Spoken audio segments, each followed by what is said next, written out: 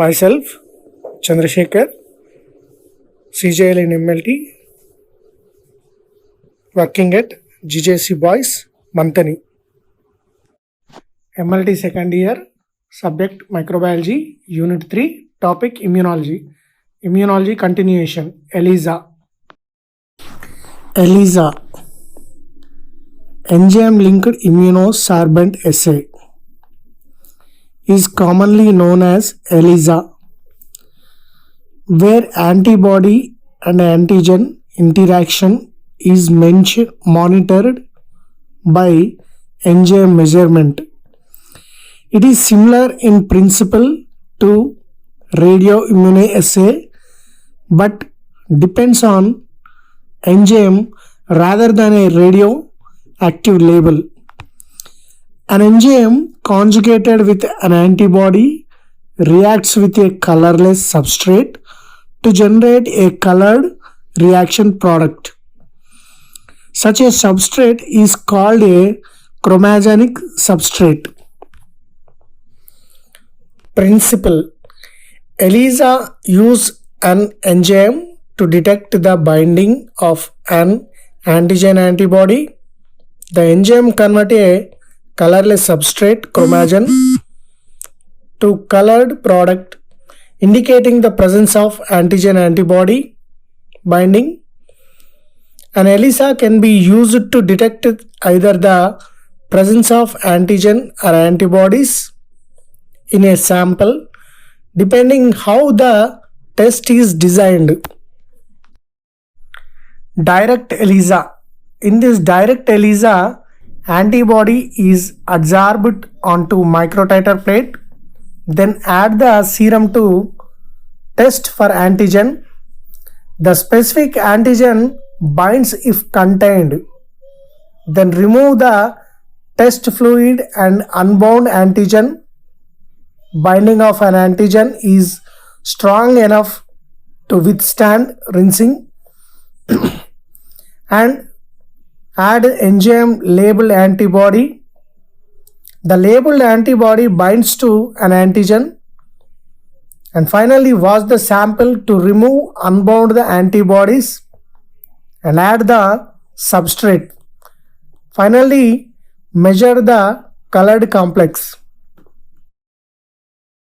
Indirect ELISA. In this indirect ELISA, antigen is adsorbed onto microtiter plate, then add the serum to test for antibody. Then wash the sample and add the secondary antibody. The primary antibody is bind to secondary antibody. Then wash the unbound antibodies. Finally add the substrate and measure the color complex.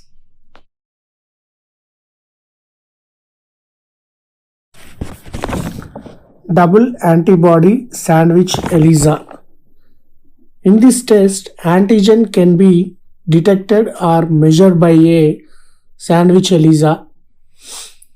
In this technique, the antibody rather than the antigen is immobilized on a microtiter well. A sample containing antigen is added and allowed to react with immobilized antibody.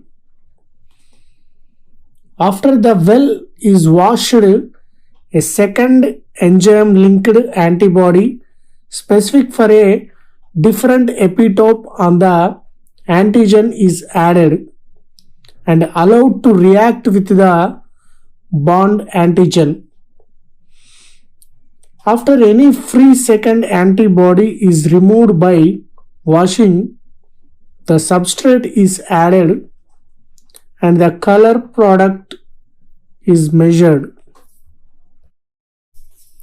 Enzyme linked immunosorbent assay.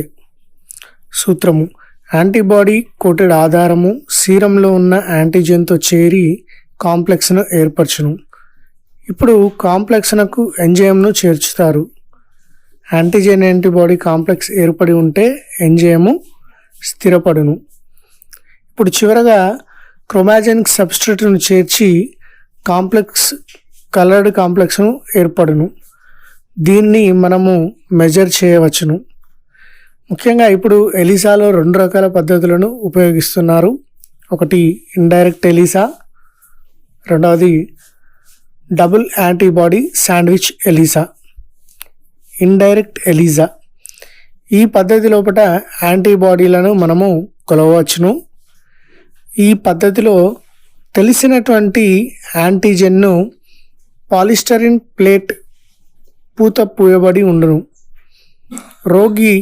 దీనికి రోగి సీరంను కలుపుతారు.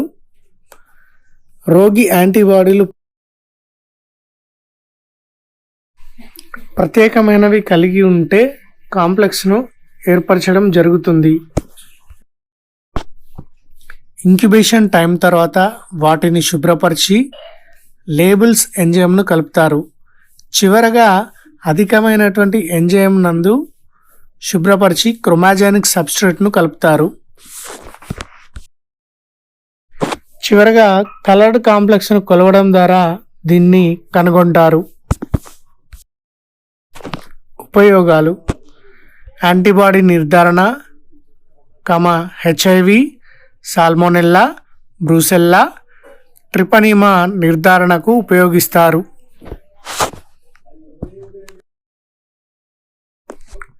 Double antibody sandwich ELISA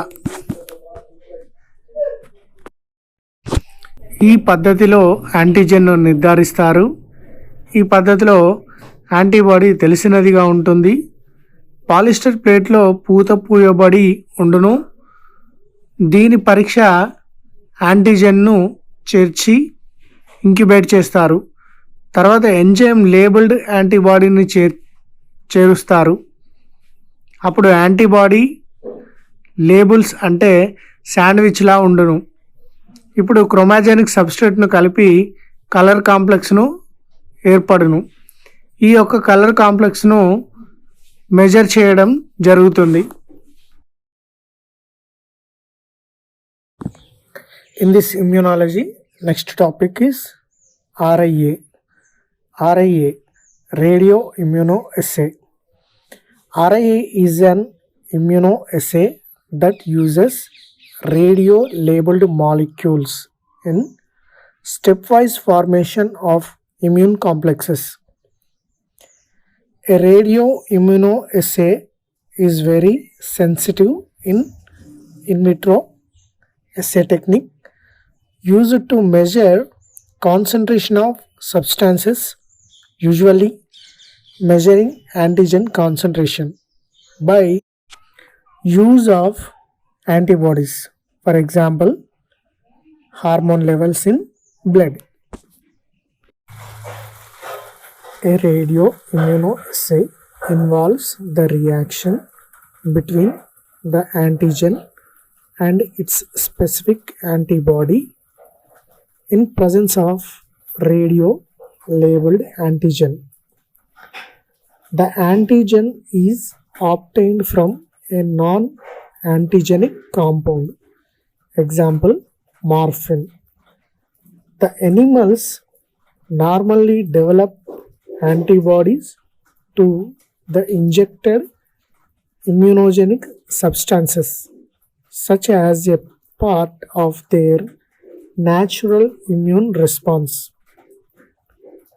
The serum derived from this animal is used as antibody source and tested with reference to their specificity, affinity at their titer level.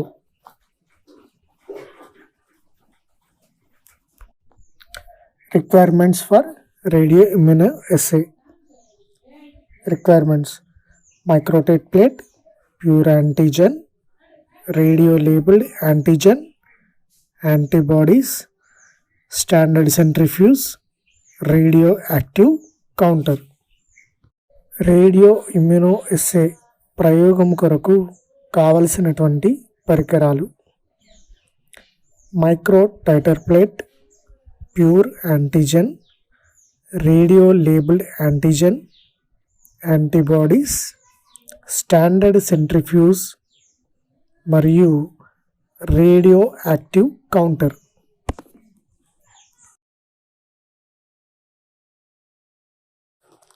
Principal of radio ఇమ్యునోఎస్సే.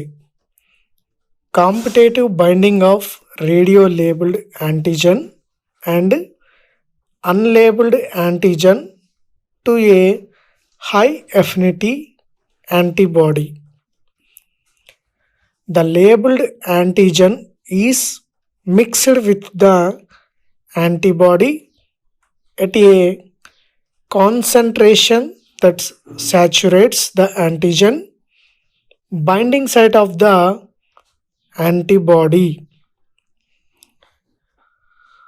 As the concentration of the unlabeled antigen increases, more labeled antigen will be replaced from the binding site.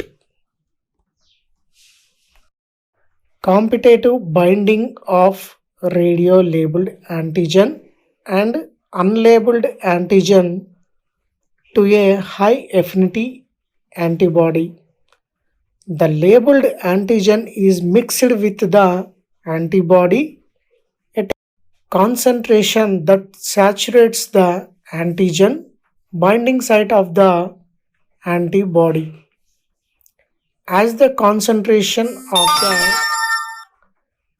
unlabeled antigen increases, more labeled antigen will be replaced from the binding site. General procedure for performing a RIA analysis. A known quantity of an antigen is made radioactive. This radio labeled antigen is then mixed with a known amount of antibody for the antigen, and as a result the two chemically bind to one another. A sample of serum from a patient containing an unknown quality of that same antigen is added. This causes the unlabeled or cold antigen from the serum to compete with the radio labeled antigen for antibody binding sites. As the concentration of cold antigen is increased, more of binds to the antibody. A known quality of an antigen is made radioactive. This radio labeled antigen is mixed with a known amount of antibody for that antigen, and as a result the two chemically bind to one another. A sample of serum, a patient containing an unknown quantity of that same antigen is added. This causes the unlabeled antigen from the serum to the compete with the radio labeled antigen for the antibody binding site.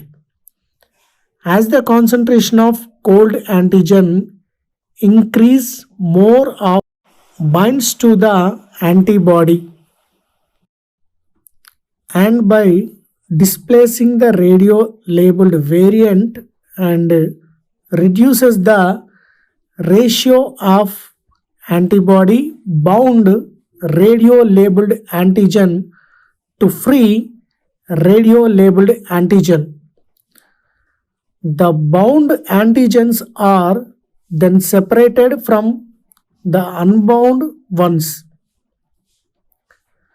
The radioactive of the free antigen remaining in the supernatant is measured. Separating the bound from unbound antigen is crucial.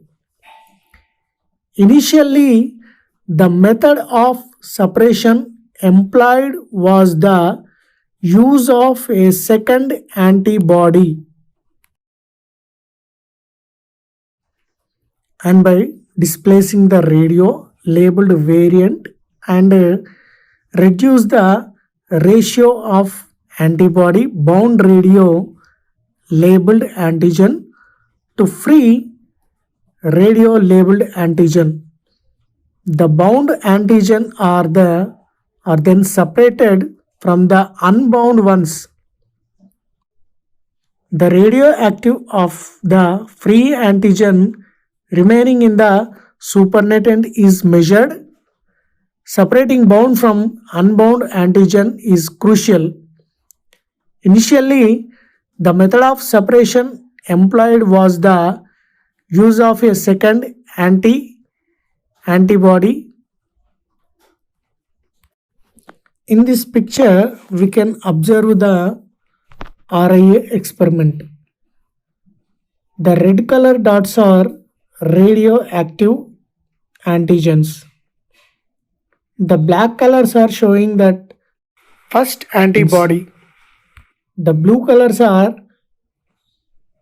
unlabeled antigens. In this experiment, first the radioactive antigens are bind the first antibody. Then add the unlabeled antigen, the blue color ones, to first antigen. The radioactive antigens are bind to the first antibody. When we add the unlabeled antigen to the sample, the radioactive antigen is displaced by unlabeled antigen. In the precipitation, antigen antibody complex with anti-immunoglobulin, second antibody. In this, radioactivity of supernatant free antigen and the radioactivity of precipitate bound antigen to second antibody. Advantages of RIA. Radioimmunoassay is a very sensitive technique used to measure concentration of antigens without the need to use a bioassay. It can measure 1 trillionth of a gram of material per millimeter of blood. It is structurally specific as antigen. Antibody reactions are highly specific. It is indirect method of analysis. It is a saturation analysis as active reagent added in smaller quantity than that of analyte. Uses of RIA. The RIA mainly used to detect narcotic drugs, blood bank screening for hepatitis virus, early cancer detection, measurement of growth hormone levels, tracking of the leukemia virus, diagnosis and treatment of peptic ulcers, and research with brain chemicals called neurotransmitter. Very sensitive in vitro assay technique and less expensive. Radioactive substances are used commonly used radioisotope, microcuries of radioactivity, minimum radiation, microgram and picogram quantities of substances can be analyzed. Disadvantages of RIA: prolonged reaction time in days. As a consequence, highly diluted reagent is used. Radioactive iodine used in is not a cheap reagent. Possible health hazards due to handling of radioisotopes. All the reagents must be added preciously. Limited assay range. Lack of linear relationship between analyte concentration and signal response. Difficulty of automation and lengthy counting time. These are the disadvantages of RIA. RIAను ఉపయోగించి సంబంధిత antibody antigen సంక్లిష్ట గాఢతను కనుగొనడం జరుగుతుంది. ఈ విధానంలో non radioactive యాంటీబాడీస్ను solid phase పైన అతికిస్తారు. రోగి యొక్క సీరం లోపల ఉండేటువంటి యాంటీజెన్స్ను నాన్ రేడియో యాక్టివ్ యాంటీబాడీస్తో వాష్ చేసినప్పుడు వెళ్ళిపోతాయి.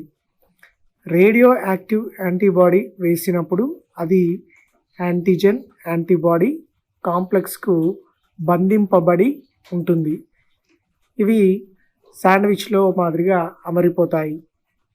బంధింపబడినటువంటి రేడియో యాక్టివ్ యాంటీబాడీ బఫర్ సొల్యూషన్తో వాష్ చేసినప్పుడు తొలగిపోతాయి. బంధించబడిన మొత్తం కాంప్లెక్స్ను రేడియో యాక్టివ్ ఐసోటోప్తో ఉపయోగించుకొని లెక్కిస్తారు. ఒకవేళ రోగి సీరంలో యాంటీజెన్ లేకపోతే ఇమ్యునోలాజికల్ చర్య అనేది జరగదు. Radioactive antibody non radioactive యాంటీబాడీతో డైరెక్ట్గా బైండ్ అవ్వదు. యాంటీజెన్ ఉన్నట్లయితే నాన్ రేడియో యాక్టివ్ మరియు రేడియో యాక్టివ్ యాంటీబాడీ శాండ్విచ్ వలె అమరిపోతాయి. ఈ యొక్క RIA రేడియో ఇమ్యూనో ఎస్సేను ఉపయోగించి హార్మోన్లు, ఇన్సులిన్, T3, T4, TSH లను గుర్తించుటకు వాడుతారు.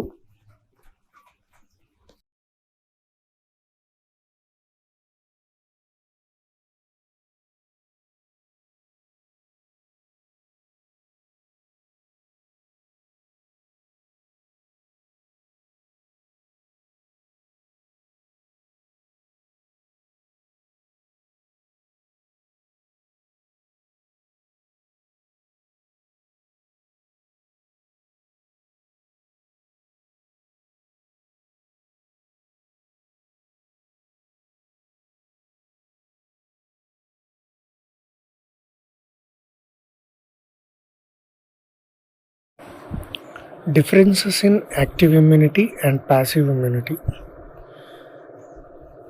Active immunity, the protective immunity in which the individual's own immune system is stimulated to produce antibodies in lymphocytes. In passive immunity, the immunity in which person receives antibody are a lymphocytes that have been produced another individual immune system. When the exposure to antigen in active immunity requires exposure to a pathogen or to the antigen of a pathogen. In the passive immunity does not require exposure to an infectious agent or its antigen. Immune system involvement in active immunity. The immune system of the individual is actively involved in the process. The immune system involvement in passive immunity. Individual is not actively involved but rather passive. Natural acquirement in active immunity arise naturally when a individual is exposed to an antigen or pathogen. This natural acquirement in passive immunity arise naturally when a fetus received antibodies from the mother across the placenta or when a breastfeeding infant ingests antibodies in the mother milk.